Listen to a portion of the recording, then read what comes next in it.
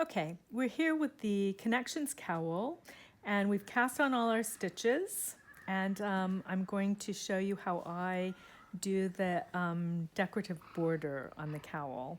I'm going to put my beginning of round marker on.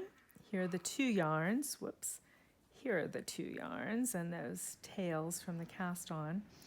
And I've decided that I'm going to make the light blue yarn the dominant yarn in this cowl, and the dark blue yarn the background yarn.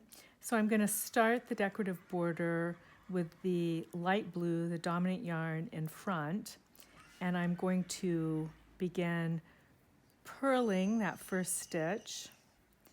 I'm going to knit the second stitch with the dark blue yarn behind, leaving my light blue yarn in front, and then purl again, light blue still in front, and then knit.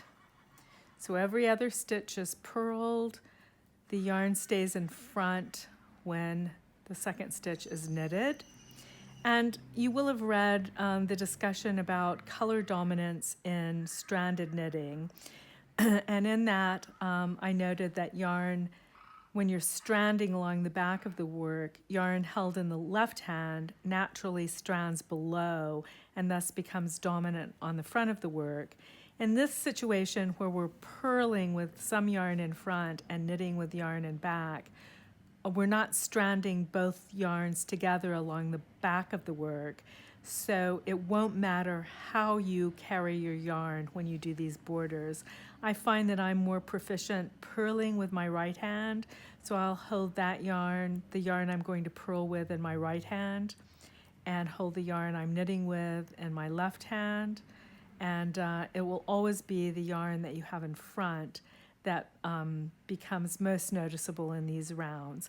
Now I'm going to finish this round and show you how to handle your yarns as you start the next round, and I'll be right back after I finish this. I'm just coming to the end of this first round where I've been purling with the light blue yarn, holding it in front through the round, and knitting with the dark blue yarn. Now I've reached the end of that round. Here's my beginning of round marker, and I'm going to take the light blue back behind, move my marker, and I'm going to bring the dark blue to the front, even though my first stitch is a light blue one, which I'm going to knit with the light blue yarn, which is now in back. So I'm going to knit all of those stitches that were purled in the previous round and purl the stitches, leaving the yarn in front that were knitted in the last round.